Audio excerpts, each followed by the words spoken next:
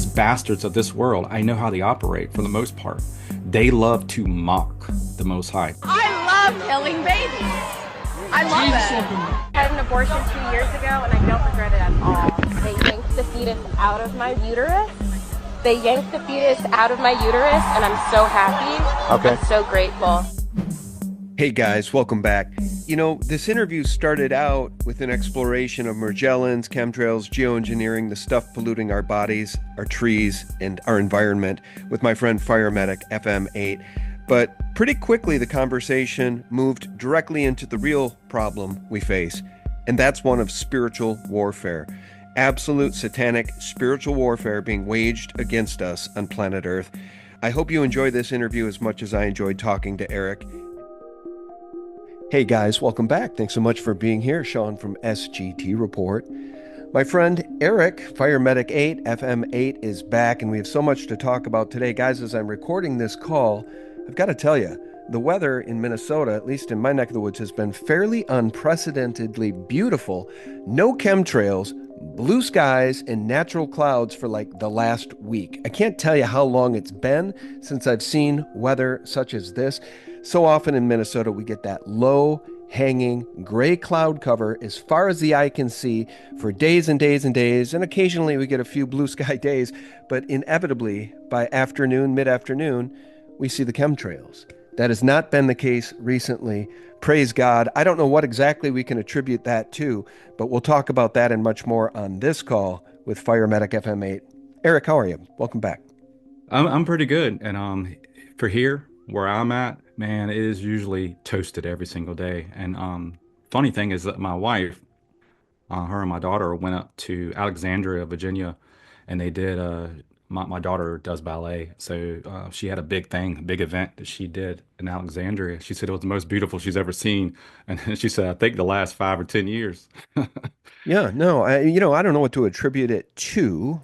Maybe the changing of the guard in Washington, D.C. Maybe I can hold out hope, but I can also see states taking action. Like in Florida, they have made it criminal. They've made it a felony to be involved in spraying that state, to do geoengineering or chemtrails over the state of Florida.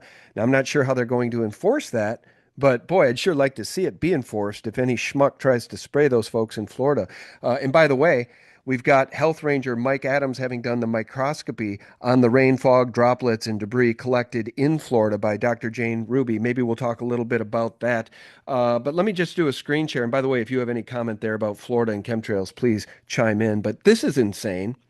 Mass animal slaughter because of a fake PCR test. Yes, in Canada, the neighbors to the north continue to be insane because their new prime minister is in the pocket of the World Economic Forum, and he probably does cocaine just like Macron and his buddies on that Coke Ukraine train.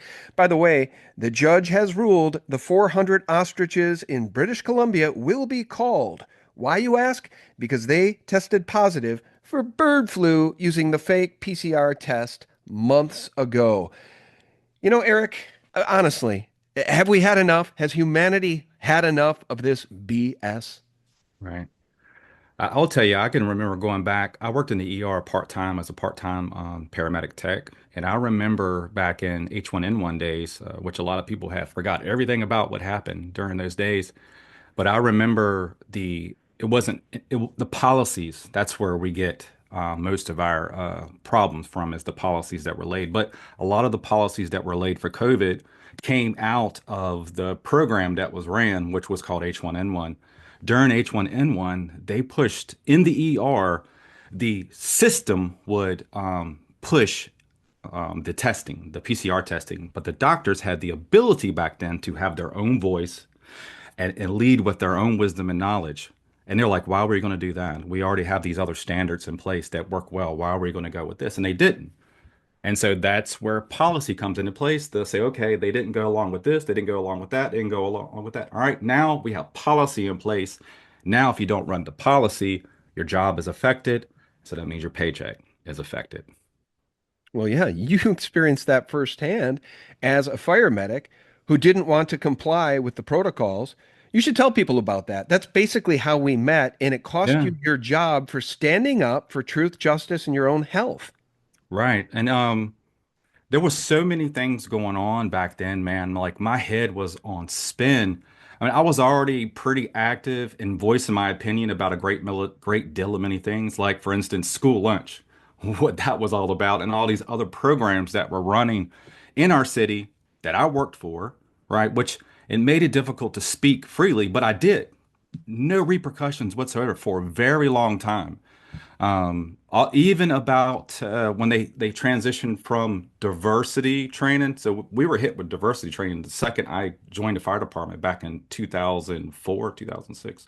I can't remember, but I think it was 2000. Yeah, 2004.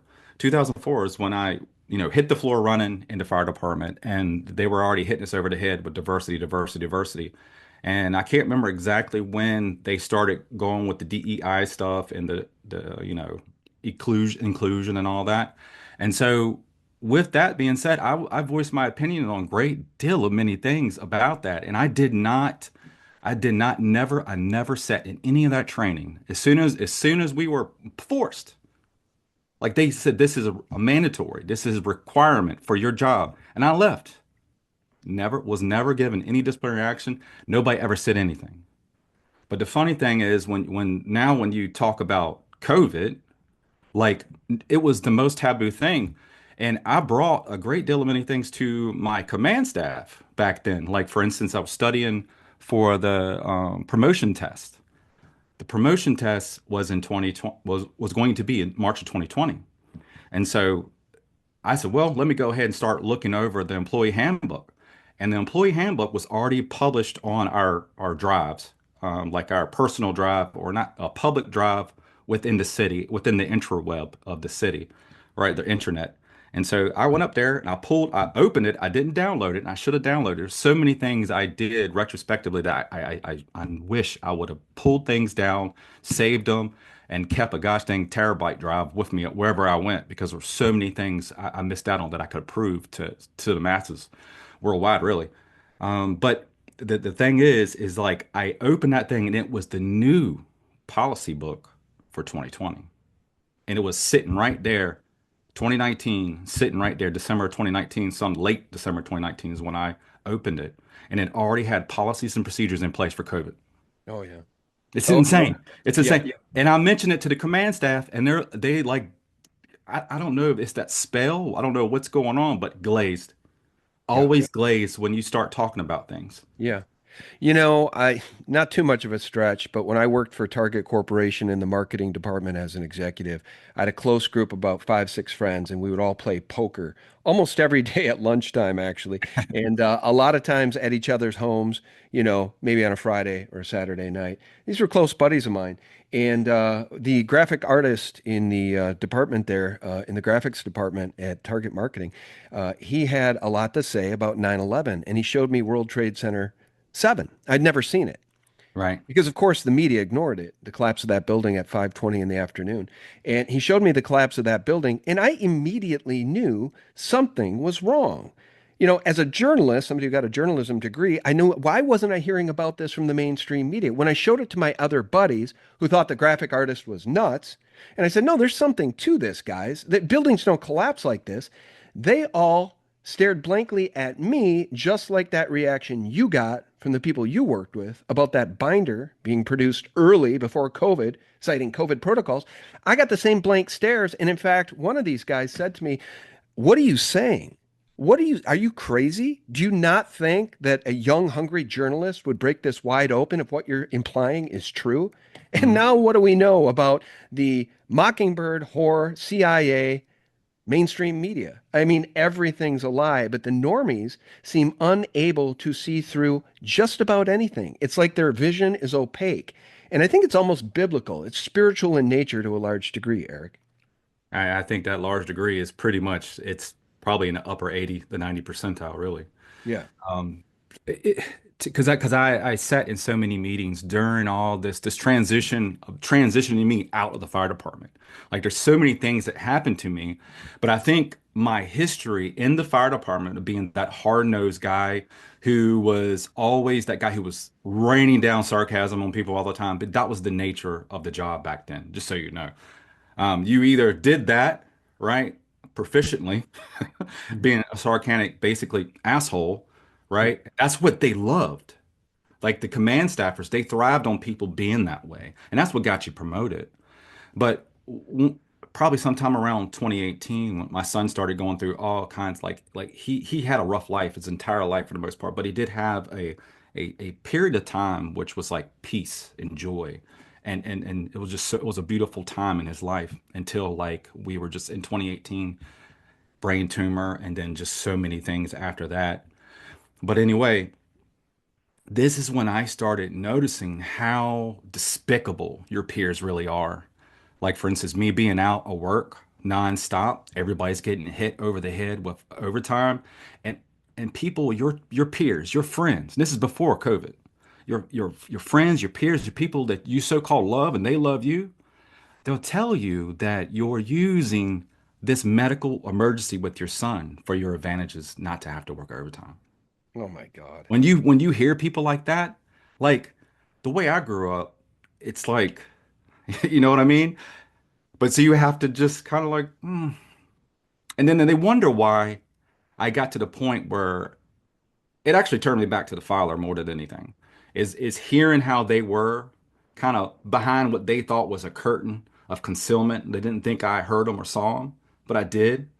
Or people who were my friends reported it to me. So you keep getting this thing over and over again, how people are just stab you in the back when they only think about their emergency, when they only think about how things are affecting them. And they just can't fathom that a man whose child is going through pure, utter hell is also going through pure, utter hell. You know what's funny about that? I don't get into this very deeply very often, but I'm going to say something I've never said on a broadcast before. And it's this. My experience was very similar to what you just described, in that one of those poker buddies, one night, I think it was a Friday night, had way, way, way, way too much to drink. And I told one of my other buddies, who was his direct supervisor at Target, I said, "Hey, we got to take Eric's keys." And I found his keys. I took his keys. Eric was a big dude. Well, Hmm. Eric wanted to go to the casino, all jacked up, drunk out of his mind, and he wanted to drive himself to the casino. Well, Wow. like I said, we were poker buddies. Well, I guess that night wasn't enough for Eric. He wanted to go to the casino to play more poker. I had his keys. He threatened to beat the crap out of me and everybody else if he didn't get his keys back. So I gave the keys to his supervisor, Mark. Mark Mhm. gave the keys back to Eric, and Eric got a DUI driving to the casino. And you know what's interesting about that? Eric had to eat crow on Saturday morning and call each and every one of us, because Mark knew about this. Mark gave him the damn keys, by the way. And Mark made him call each and every one of us to apologize for his behavior. And I think they were going to try to hide all that from HR. You know what the punchline is? What's that? Later on, a few years later, when I started to get real vocal in the workplace with my buddies about 9/11, World Trade Center 7, the BBC reporting early about the collapse of that building, the New World Order, I started to catch on because I started listening to Alex Jones. This guy, Eric, turned me into HR, and then HR started crawling up my butt looking at my emails. You best not send a conspiracy related email on company time using Target email. And that's Wow. what cost me my career at Target Corporation. I've never told that specifically to that degree, but it's 100% true. And to this day, I think Eric is a world class coward. Oh yeah. Oh yeah. I can't tell you how many times I'll be out in public and somebody will say, they'll ask me, what do you do? I don't really tell. And they're like, why don't you, and they'll look and they see my license plates. I still have firefighter license plates. Oh, you're a firefighter. Where did you work? And I'm like, okay, I used to work for Suffolk Fire and Rescue. And they're like, do you know this guy? I said, yes, I know that coward. And that's how I'll respond. If that was the person that they were inquiring about, if I knew, right? If they were cowards during this time, and this is what really has really infuriated me about public safety in general. But again, looking back retrospectively, I understand where they stand because, like for instance, if you want to be promoted, you have to memorize the FEMA ICS command structure to no end. You have to be able to regurgitate it and regurgitate it endlessly. And then when you get tested on it, and you get tested on it, and you get tested on it. And so this is why public safety, in a sense, becomes robots because they have this ICS command structure. They were even before, probably 5 years before I was terminated, they were already making us establish command on EMS calls, which is almost unheard of. But they say, well, you never know, the EMS call could escalate, which almost an isolated in like a difficulty breathing, it almost never escalates. You see what I'm saying? So unless it goes into cardiac arrest. And nine times out of ten, if it goes into cardiac arrest, you already had the crew on scene that you needed anyway. See what Hmm. I'm saying? Hmm. But that's where public safety is with everything. They are programmed to go with the program. Yeah. And so when they get orders, when they have an emergency center set up, depending on what the emergency is, whatever comes out of that EOC is the gospel. It Yeah. doesn't matter. It doesn't matter what's going on. That's the gospel, and you toe the line 100%, and almost nobody's going to buck that. Yeah. So that's one thing that people need to understand about public safety is that they are programmed basically because that's how they get promoted. That's how they get from sergeant to lieutenant to captain to battalion chief to deputy chief, right? To major to chief. Yeah. They have to understand these things. Yeah. Well, let me show you something else because I just interviewed Scott Shera, whose daughter Grace was murdered in an Appleton, Wisconsin hospital by the white coat killers. His daughter had Down syndrome, and they brought her to the hospital during COVID. Guess what happened? The family got kicked out. The doctors took over. They gave her every cocktail imaginable to kill this girl. And the jury trial in that case starts coming up in June. But here we go. More vaccines. You want to get vaccines for your pets? How about turbo cancer for your dog, folks? I mean, when will enough be enough? The reason I brought that up about the white coat killers, Eric, is because what you've just described is that regimented Rockefeller learning, this lack of education kids get in the Rockefeller schools of non-learning when they don't learn how to critically think. Now, I was blessed to get a classical education. I went to a Lutheran grade school for 3 years. I went to a Catholic high school for 4. And by the greater grace of God, I was given the benefit of learning how to critically think. But Right. that's what's lacking in these hospitals with the protocols and the white coat killers.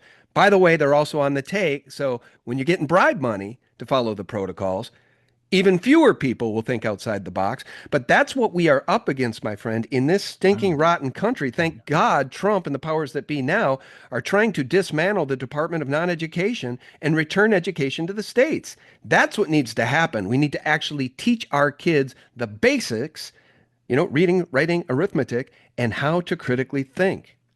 Right. But also to think, think like a serpent, right? To think like your adversary, to understand how your adversary is going to move against you, but also be kind as a dove, right? And be there for your people, right? Give an ear when they need somebody to listen to them, you know? And 100%. instead of like, for instance, during COVID, I was just a bull in a china shop because for me, what was going on at that time was so apparently clear. Like, for instance, our call volume did not change. Matter of fact, our call volume reduced. Our critical calls reduced. So how do I know all these things? I was an administrator for our report system. They removed that ability or authority from me at some point in time, I think late 2021. But when I was able to produce nonstop stats, like graphs, like guys, like what are we doing? Like nothing has changed in our city. Matter of fact, everything across the board has had a reduction.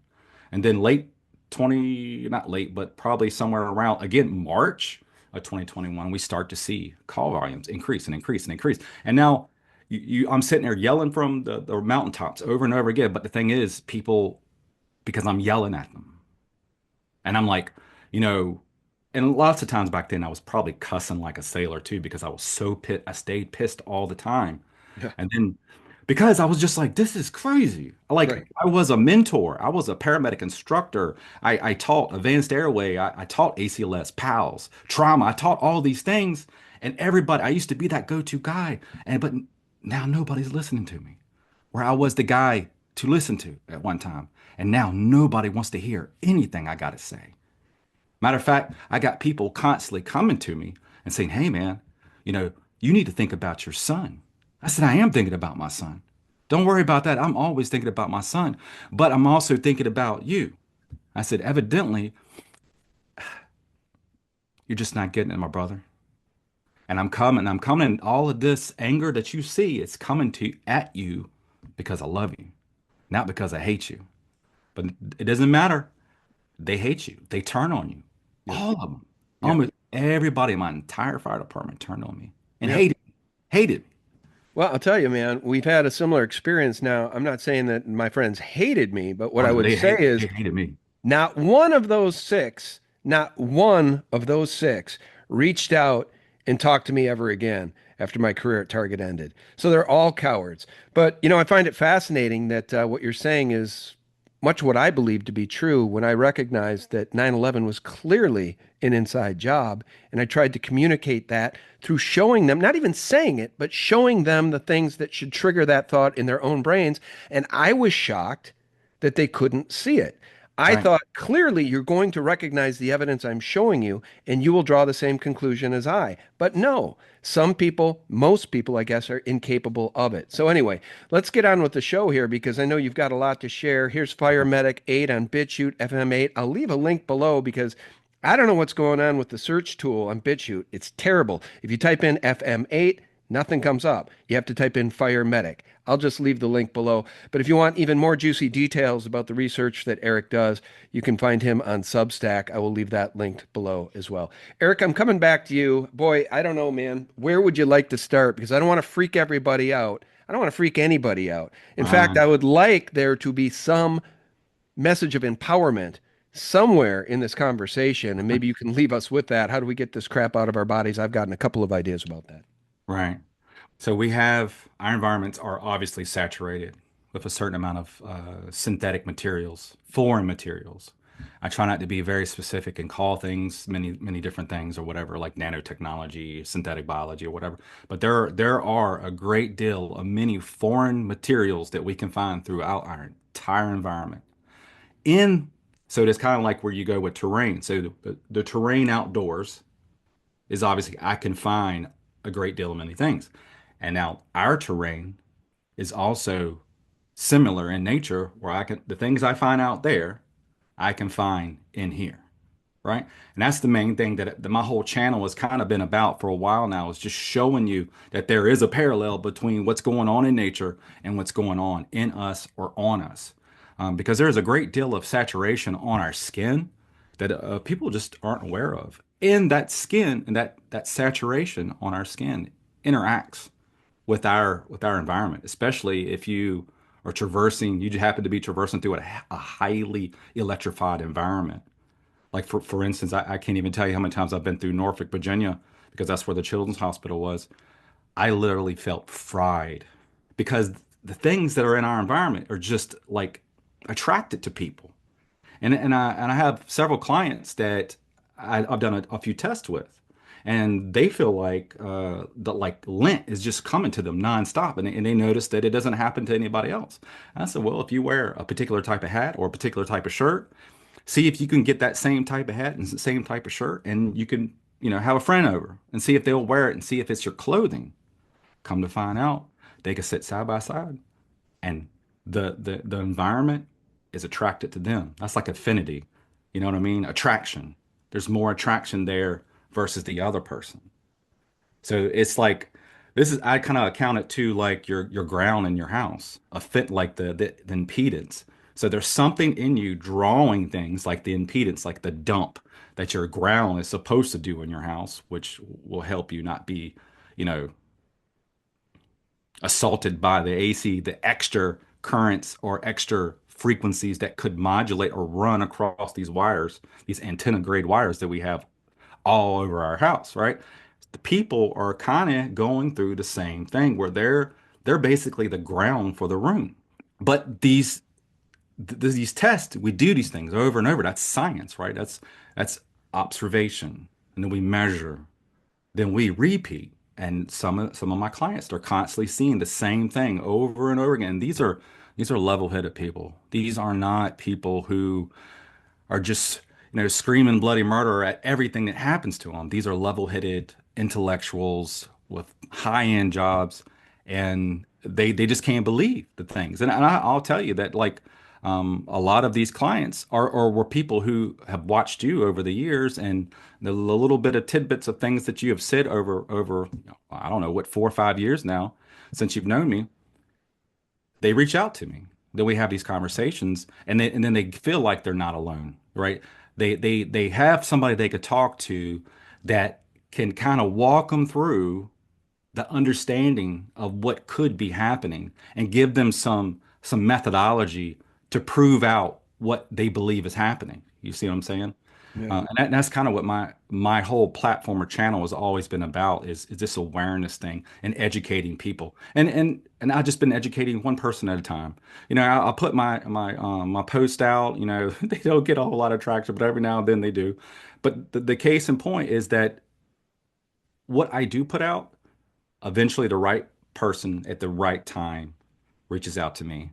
And then I'm not saying we get the remedy, but we give them something to understand, something to look into, further their knowledge, and maybe, just maybe, figure out how to combat what potentially is going on. Yeah, and as I'm scrolling through some of your work here, Kat, boy, I like Kat. I got to get Kat back on. She's the one who confronted that chemtrail pilot. But let me scroll back up here. You did something about lidocaine. I think lidocaine is the numbing agent that dentists use, right? Yeah, yeah. Yeah, and we're finding nanotech in the lidocaine. That is what Dr. Diane Kaiser told me. I have that verified now from others. You've done the research on it. So, I mean, there's nanotech being put in everything, mRNA technology being put in so many of the things. And then in addition to that, you're finding horrifying things in the environment. Right. So, where do you want to focus? I mean, you've done so much work in all of these areas. I don't know where to begin, and we don't have, I guess we have about a half hour longer. You tell us where you want to go, because All right, again, I let's don't want to startle people, but you recently just showed what is on a leaf, a green leaf on a healthy, seemingly healthy tree, and you took it home. And you did some microscopy or something on it, and there's some creepy stuff on the leaf. It looks a lot like Morgellons. Okay, with this particular post, what I try to convey to people is that how long ago did leaves start springing up off the tree? It wasn't very long ago, right? So this is their baby brand new spank off the showroom floor leaves, right? Why are their so-called defense mechanisms revved up to no end? Why? That's what the so-called scientific literature is saying that these trichomes are, that it's a response to a toxic environment. Okay, can you break that down? I don't even know what that means. So, how do you know their defense mechanisms are on That's full? what the literature says. The overlooked functions of trichomes, water absorption and metal detoxification. I wonder why a tree leaf has to detoxify itself, right? Scientific papers are saying, look, our forests, this is what Dane Wigington tells me all the time. The forests are dying. So it doesn't surprise me to hear that their self-defense mechanisms are on full alert. I just wondered how you know that. Is it visually evident? Yes. Like it's overwhelmingly. They'll say, well, it will start to create like a little meshy blanket of webby-like material, webby. And also, like if I go to, I'll show you a post that started this California spider silk thing that I did with actually our good friend Kat. She caught one out of the air. And this is what I'm trying to show people is that like no matter what you look at, you'll see similar materials in almost every stitch of the environment. See it? See it floating here? Yep. I'll go catch it. Okay, I want to catch our first sample before it lands. Hurry, hurry, get it. Hurry, hurry, get it. Hurry, hurry. Get it, here it is. Got it.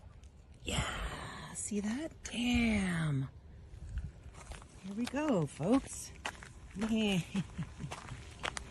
I'm going to have FM8 look at it this time. I had Dr. Anna look at it last time.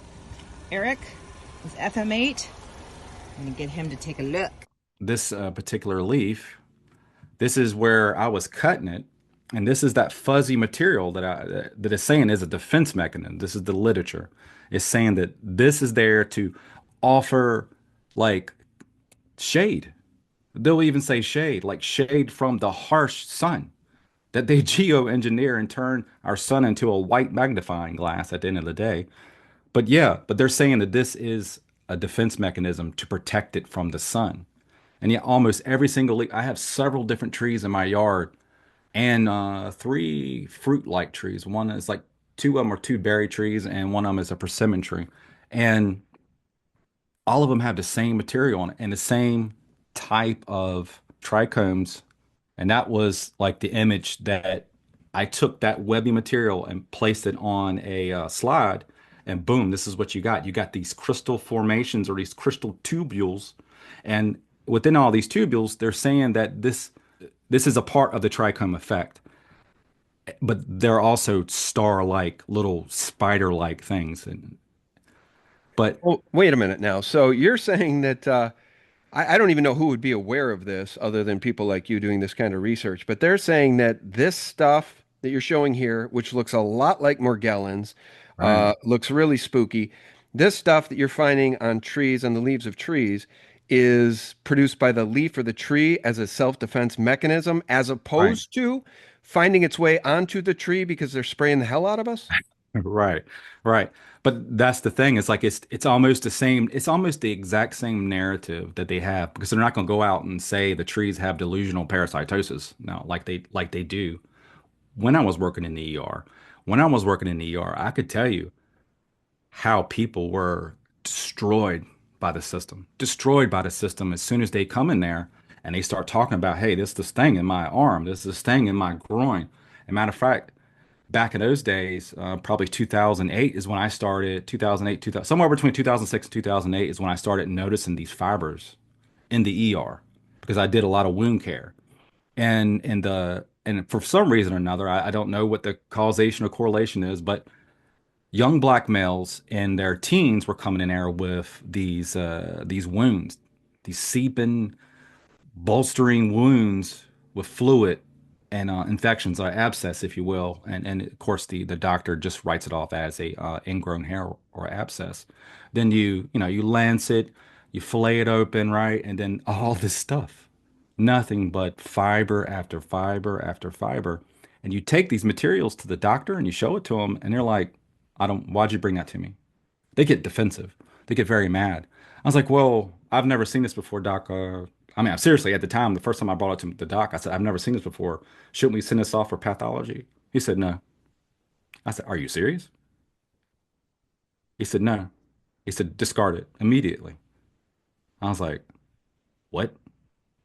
No. And then so from that point forward, that's when I started noticing. Of course, I noticed all the glazing over just like you with 9/11, but then with these fibers, and I had no reference point at that point about what I was seeing. I hadn't come across Clifford's work. I haven't come across Sophia's work. I hadn't come across Tony Pacheco's work. I haven't come across any of these people's work at all. I had no reference point. But what I could tell at this point in time that the people around got defensive when you brought it up. And what I could tell is when our patients came in, if you said the wrong thing, they were going to call in behavioral health. Yeah. And then who do they send? They send some person. I'm not trying to disparage the people who do this, but they send somebody from the public health arena and they go in there with the iPad and they ask these Dropbox questions and they have a 3 to 4 week certification course. That's how deep in the training they are for behavioral health. And if you don't answer these questions right, it doesn't matter because the algorithm is going to suggest the outcome. And and that's when I always would go in there because you'd have to draw what you call like a certain panel of labs whenever you were doing a behavioral medical clearance. And when I would go in there to draw these labs, I'll say, look, man, lady, whoever, you got to be very specific in your answers because I'll tell them I've seen people's lives change. Do you want your life changed? I said, I know, I see what you're going through. I see it. I know they don't. I said, I'm here to tell you, they won't see it. I Yeah. said, so I don't know what you want to gain out of this, but if it's pain medication at the time, pain medication, if you're in a lot of pain, I don't know, just say you're in a lot of pain because they love to give you pain medication around here if you're in a lot of pain. I said, if you feel like you got an infection, go down the infection route. I said, but talking about this in here will get you in deep trouble Yep. and you'll be Yep. gone from your family. You got a family, right? It's the same thing they did to people who, had Morgellons. I mean, you mentioned Clifford Carnicom, Sophia Smallstorm, your buddy Tony. There's really not that many people doing the research in this area. I mean, you've named probably Clifford Carnicom's right at the top of the list. And, now we're all being polluted, like I said, by multiple vector points. Could be vaccines, any of the vaccines, not just the bioweapon masquerading as a vaccine at this point, could be chemtrails, could be water that we drink. And I know that you've done some blood work on people. I was scrolling earlier. There it is, Cain's Blood War. You want to talk a little bit about that? Because when you get into the realm of spiritual warfare, of course, we know they hate humanity. They hate God. Of course, they would wage war on the sanctity of human blood. Of course, they would. Right. It's really hard for me to talk about these type of subjects or topics because I guess for some people it may be too far out there for them. Um, I've done years and years and years of searching out the scriptures and trying to render it or boil it down to its what I consider its truest nature. And for what I could see in a lot of instances, what I'm looking at, especially with the blood, is that there's a fungal-like or mold-like presentations that I start to see. But a lot of my colleagues who are microbiologists and or professional live blood analysis folks who do microscopy, I just don't lean on my own wisdom and knowledge, right? Most of my wisdom and knowledge, if I have any at all, comes from the Most High. But these people that I have accumulated over time as friends, colleagues, and peers, they can kind of, in a sense, soft validate me without writing it out, whatever.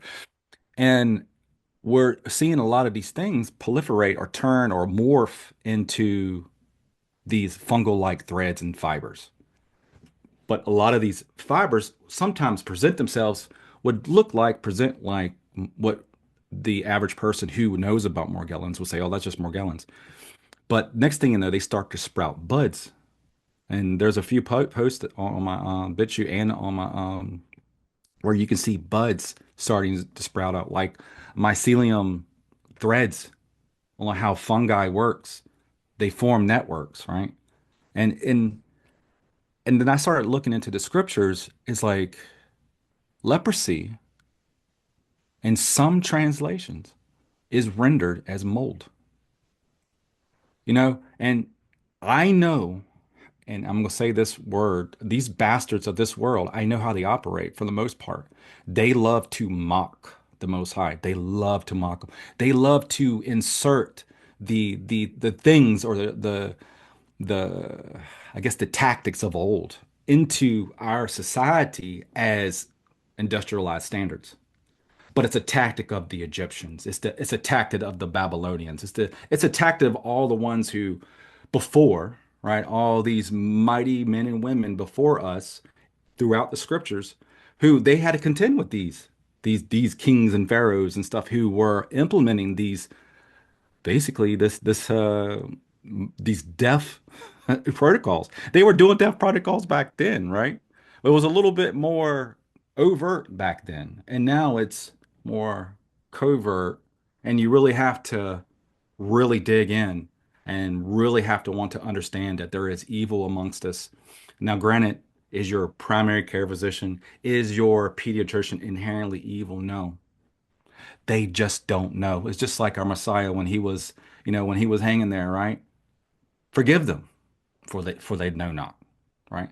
And we're dealing with a lot of that. Unfortunately, we're dealing with an overwhelming a tidal wave of they do not know. They really don't. Yeah, I think a lot about that, and I talk a lot about Barabbas, Pontius Hmm. Pilate, wanting to wash his hands of Jesus. He didn't want to make the decision to put Jesus to death. In fact, he didn't want to put Jesus to death, is my understanding. And so he said, here's this big idea. I'll present it to the people. Surely the people would prefer to free Jesus, an innocent man, as opposed to freeing Barabbas, a rapist killer. Right. And he presents the two to the crowd, and the crowd calls for the blood of Jesus. I think that's really more pertinent to the spirit of the Antichrist alive and well in humanity than it is to an unknowing or dumbed down crowd. I think there's a propensity to evil. When people are empty, their vacuum gets filled by evil. And I think we see a lot of that today. And I think the same spirit of the Antichrist is alive and well in this country for the Right. people who just rave and scream, curdled screams for aborting their babies. And they're proud of it. Have you seen this on TikTok, on Twitter? These Yeah, young girls I've seen it for years. bragging. They It's, brag about their it's, abortions. A it's lot of insane. these people at these pro-abortion rallies will say, I love Satan, literally. So that is Hmm. just the spirit of the Antichrist. They're not so much dumbed down as they are hopelessly deceived and filled by demons. Well, what did the Messiah say before he left? He said, it's already at work today. He said that spirit is already at work. And that's before he even left him. Yeah, yeah. Well, do you want to talk a little bit about solutions? You haven't actually presented that much, and I know you've you've done so much research, but again, this can just be more of a topical conversation today, and because I think my audience knows well a disgusting litany of stuff we're polluted with. What do you recommend people do to stay healthy? Simplicity. Simplicity is the key, really. Case in point, for instance, like when you stay away from certain foods. Say maybe there's maybe two or three foods that you can eat, right? And you know it will sustain you and you'll thrive on it. So everything else on your plate you remove for about a month, right? Then you bring one thing back at a time. What I notice as of late is you feel like because I've been living a fairly clean life for probably 10 years now. And when you bring one thing back, like you have a treat, right? You treat yourself. I feel like I'm going through an electrical nightmare, literally. Really? My skin crawls, and that's just food. That's not even counting how they destroy my sky every single day. Almost every like right now, it's utterly destroyed. But not even counting that. Just eating alone, what I have found from me, this is my opinion based on my experience, my observation of measuring and repeating the same terror that happens to me when I do these things. Like we'll go out to eat, right? Which we almost never do. But somebody invites us. I have maybe one or two friends every now and then in this area that will want to be seen in public with me and let's go out to eat. And I'm like, please no, please don't invite me. Then you go out, and the next thing you know, man, you get home, your skin's crawling, vibrating, and doing all these things. And all I did was just eat. That's it. So for me, it's simplicity. And another thing, what I would encourage people to do is go to my synthetic biology playlist. Go on to my BitChute, go to the About section, and click on my synthetic biology playlist. Start at the top and watch every single one from the top to the bottom. In there, you'll have what I consider some of my solutions to some of these things. I'm not here trying to be a car salesman, but you have to, I don't want people coming to me without going through that because you have to have your own journey. I'm not going to sit here and try to explain things to you when you don't do the homework yourself. That's another thing that I feel like a lot of people need to do. They need to calm down, do some homework, do your research. And I get it. People are in their pain, they're in pain, they're suffering. And when you're in that acute moment of pain and suffering and agony, you don't have time to watch a video or whatever. You don't have time. You want something now, ASAP, right? But if you're one of these people that feel like you have time and you can study and you can look through my material and you may come to a point where you will reach out to me.